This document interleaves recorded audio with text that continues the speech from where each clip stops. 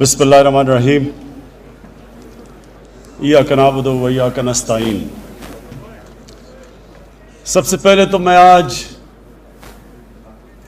जो हमारे सामने खड़े हुए पुलिस में पास आउट किया, जिन्होंने, आज मैं आपको मुबारक देता हूँ, खराज तहसीन पेश करता हूँ।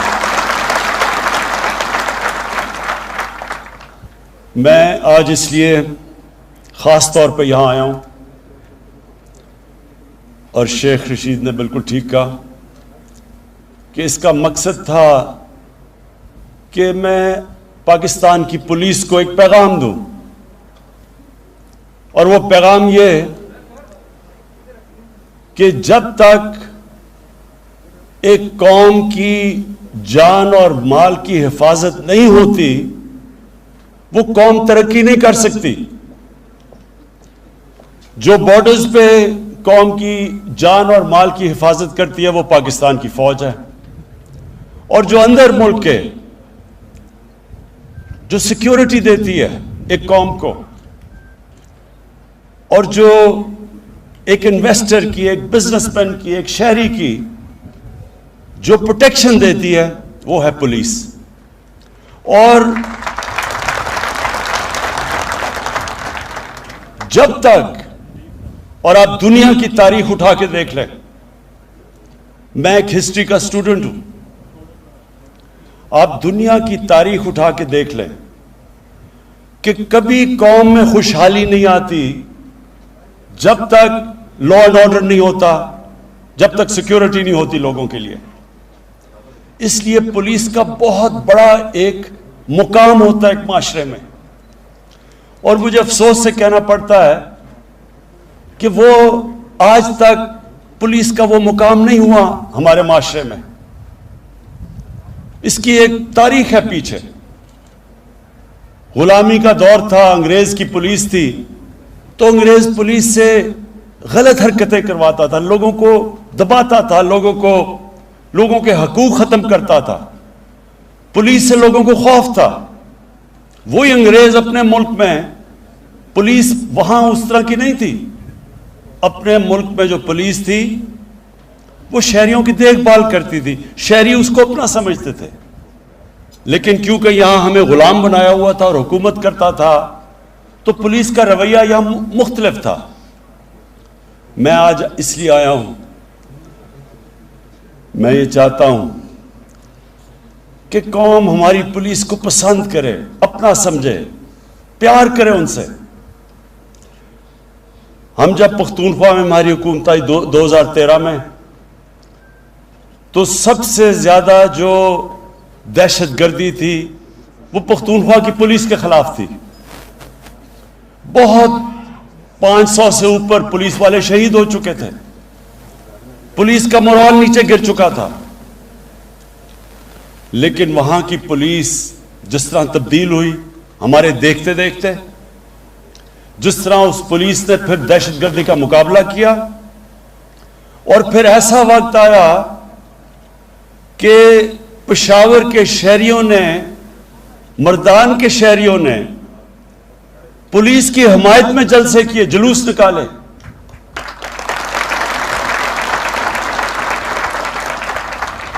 और मुझे बड़ा फख्र हुआ कि अपनी आंखों के सामने मैंने उस पुलिस को बदलते देखा। तो मैं आज आपको भी, क्योंकि आपने आज पास आउट किया है, आपको मैं अपनी ज़िंदगी के तजर्बे से और जो मेरा अल्लाह में ईमान है उससे आपको एक एडवाइस देना चाहता हूँ। ये अपनी ज़िंदगी में हमेशा ये बात याद रखना, यही मैं एडवाइस अपने बच्चों को देता हूँ कि जब हम अल्लाह से नमाज में सिर्फ एक चीज़ मांगते हैं कि अल्लाह उनके रास्ते पे लगा जिनको तूने नेमतें बख्शी, उनके नहीं जो अपनी तबाही के रास्ते पे निकल गए। हमेशा आपके सामने में दो रास्ते आएंगे, हर इंसान के सामने में कभी ना कभी उसको फैसला करना पड़ जाता है, दो मुख्तलिफ चॉइसेस आ जाती हैं। میں جب کرکٹ میں اوپر آ رہا تھا تو میرے سامنے بھی یہ دو راستے آ گئے.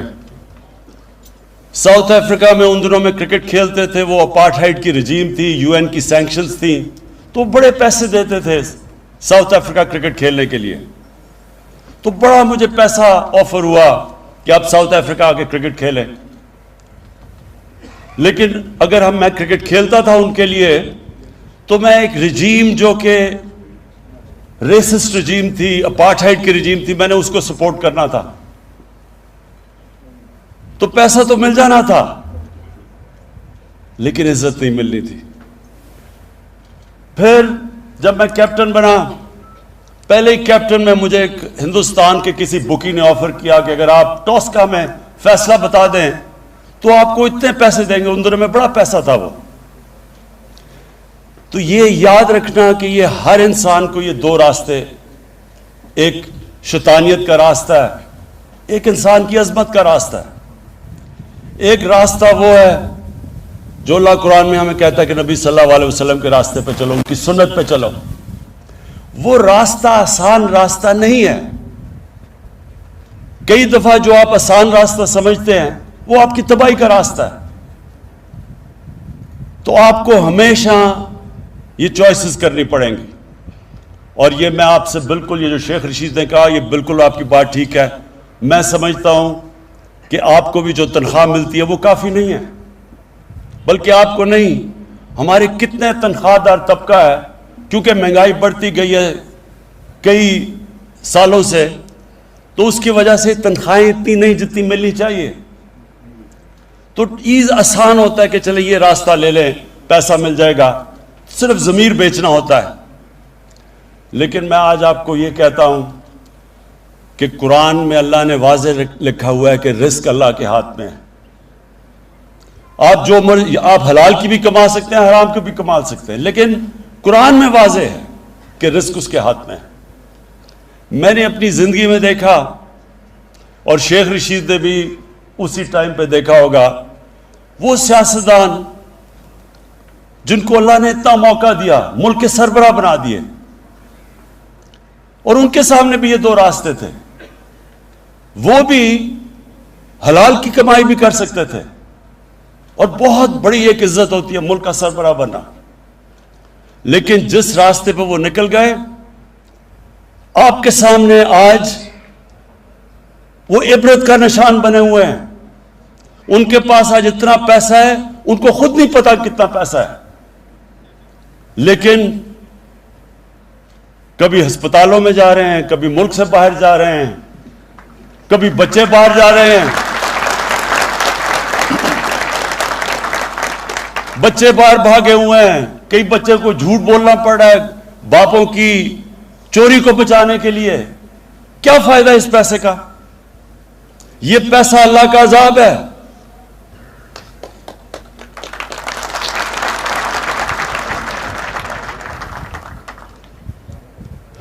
تو میں آج آپ کو پھر یہ ایک چیز بتانا چاہتا ہوں کہ ساری یہ یاد رکھیں, کئی لوگ نماز پڑھتے ہیں ان کو پتہ ہی نہیں وہ کیا مانگ رہے ہیں اللہ سے. 5 وقت میں اللہ کی جب نماز پڑھتے ہیں صرف ایک چیز مانگتے ہیں, اللہ ان کے راستے پہ لگا جن کو تو نے نعمتیں بخشی. یعنی آپ کا خوشی کا راستہ ہے. جو نعمتیں جب اللہ کسی پہ بخشتا ہے وہ سب, اس کو تو اندر سکون مل جاتا ہے. اور جو راستہ ہم سمجھتے ہیں کہ آسان راستہ ہے, ہم دیکھتے ہیں لوگوں کو کہ بڑے بڑے محلوں میں رہ رہے ہیں, اصل میں ان کی اصلیت تو اندر کیا ان کے اوپر گزر رہی ہوتی ہے وہ اللہ جانتا ہے. عذاب ہوتا ہے. تو آپ کے لیے, کیونکہ آپ کا بہت بڑا رول ہے معاشرے میں, پولیس کا بہت بڑا رول ہے. پولیس ایک معاشرے کے اندر جب لوگوں کی حفاظت کرتی ہے اور لوگ پولیس کو اپنا لیتے ہیں, میری بات یاد رکھنا کہ وہ معاشرہ اٹھ جاتا ہے. کیونکہ وہاں سب سے بڑی چیز انویسٹمنٹ آنی شروع ہو جاتی ہے, سرمایہ کاری شروع ہوتی ہے. ہمارے بیرون ملک پاکستانی وہ سب سے بڑا اس ملک کا اثاثہ ہے. میں کیونکہ میرا واسطہ ان سے زیادہ تھا دنیا میں کرکٹ پہ پہلے ٹریول کرتا تھا, پھر اس کے بعد ویسے جب میرا باہر جانا ہوتا ہے تو ان کو سب سے بڑا مسئلہ کیا ہوتا ہے کہ وہ جب اپنا باہر سے پیسہ پاکستان لے کے آتے ہیں، کوئی پلاٹ لیتے ہیں، کوئی گھر لیتے ہیں، یا قبضے ہو جاتے ہیں ان پہ، تو جب وہ گھر اور پلاٹ ہی نہیں لے سکتے، وہ یہاں سرمایہ کاری کیسے کریں گے، فیکٹریاں کیسے لگائیں گے؟ تو وہی ذہن میں ڈال لیں کہ صرف اوورسیز پاکستانی اس ملک کو اٹھا سکتے ہیں. لیکن ان کا مسئلہ کیا ہے؟ ان کو اس وقت اعتماد نہیں ہے کہ ہمارا پیسہ، ہماری انویسٹمنٹ سیکیور رہے گی، سیف رہے گی. اور اس لیے پولیس کا بہت بڑا رول ہے اس پاکستان کو اوپر اٹھانے میں. میں آپ کو آج سب سے پہلے تو یہ کہتا ہوں کہ جو آپ کی تنخواہیں پنجاب سے نیچی ہیں، انشاءاللہ میں ابھی آج جا کے بات کروں گا حفیظ شیخ سے.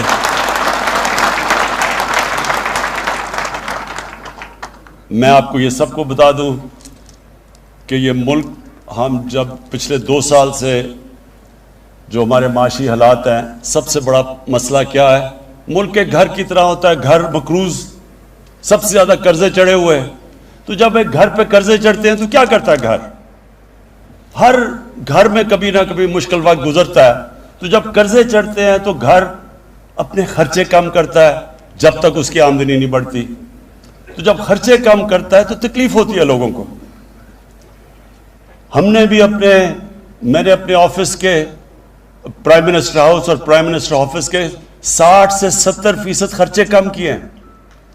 ہم نے فیڈرل گورنمنٹ نے 40 ارب اپنی فیڈرل گورنمنٹ میں خرچے کم کیے ہیں.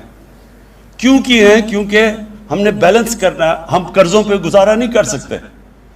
اور میں بڑے فخر سے آج کہتا ہوں کہ جو 2 ہمارے سب سے بڑے مسئلے تھے، ایک ہے کرنٹ اکاؤنٹ ڈیفیسٹ، یعنی کہ جو پیسہ ڈالر ملک میں آ رہے ہیں اور جو باہر جا رہے ہیں، یہ 5واں مہینہ ہے کہ وہ 17 سال کے بعد وہ سرپلس میں چلا گیا. اور دوسرا جو ہماری آمدنی اور خرچے اندرونی ہیں، اگر ہمیں قرضوں کی قسطیں نہ ادا کرنی پڑیں تو اس میں بھی ہم نے اپنا بیلنس کر لیا، یعنی کہ ہم تھوڑا سرپلس پہ ہیں. یہ بہت بڑا 2 سالوں میں ہماری گورنمنٹ نے، میرے خیال میں یہ بہت بڑا کارنامہ انجام دیا. کوئی نہیں سمجھ رہا تھا کہ 2 سالوں میں یہ ہوگا. لیکن جب تک ہماری آمدنی نہیں بڑھتی تو ساری قوم کو کہتا ہوں تھوڑا صبر کرنا پڑے گا آپ کو، کیونکہ انشاءاللہ جس طرح آگے حالات ہمیں نظر آ رہے ہیں، ہمارے ملک میں اللہ نے سب کچھ دیا ہے. صرف ہم نے اپنی مینجمنٹ گورننس سسٹم ٹھیک کرنا ہے اور یہ ملک اٹھ جائے گا. اور انشاءاللہ ہمارے پاس اتنا پیسہ ہوگا کہ پولیس کو ہی نہیں، آپ کی تنخواہیں پنجاب نہیں، سارے پاکستان میں پولیس کی بھی تنخواہیں بڑھائیں گے. اپنے جو ہمارے سارے سرکاری نوکر ہیں، بیوروکریٹس ہیں، تنخواہ دار ہیں، انشاءاللہ سب کی تنخواہیں بڑھائیں گے جیسے جیسے آمدنی ہماری بڑھتی جاتی ہے. لیکن میں 2 چیزیں آج کہنا چاہتا ہوں خاص اسلام آباد پولیس کو. نمبر 1 کہ ساری اسلام آباد پولیس کے ہر گھر کو ایک ہیلتھ کارڈ دیں گے ہم. ہیلتھ کارڈ کا مطلب کہ ہر گھر کے پاس ایک ہیلتھ انشورنس ہوگی، اور انشاءاللہ 10 لاکھ روپے کی ہر پولیس کے گھر کی ہیلتھ کی انشورنس ہوگی کہ 10 لاکھ تک کسی گورنمنٹ یا پرائیویٹ ہاسپٹل میں آپ اپنا علاج کروا سکیں گے. اور دوسرا، آپ کو میں جو ہم نیا پاکستان ہاؤسنگ بنا رہے ہیں، اس کے اندر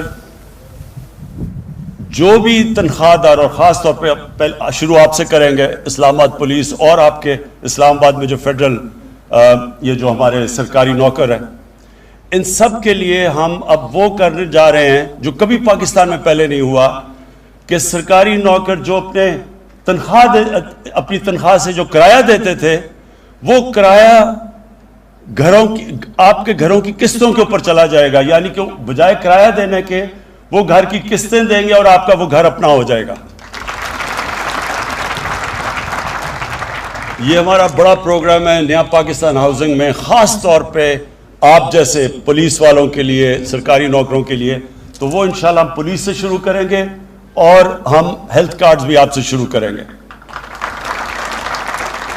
باقی میں آئی جی صاحب جو آپ نے ریکویسٹ کی وہ میں ساری آپ کی جا کے پروسیس کروں گا. جو آپ نے چیزیں کہی وہ کیونکہ میں بادشاہ نہیں اور پرائم منسٹر ہوں تو مجھے پوچھنا پڑتا ہے اپنے فائنانس منسٹر سے, اس سے بات کر کے. تو انشاءاللہ آپ کی پوری کوشش کروں گا آپ کی حمایت کروں.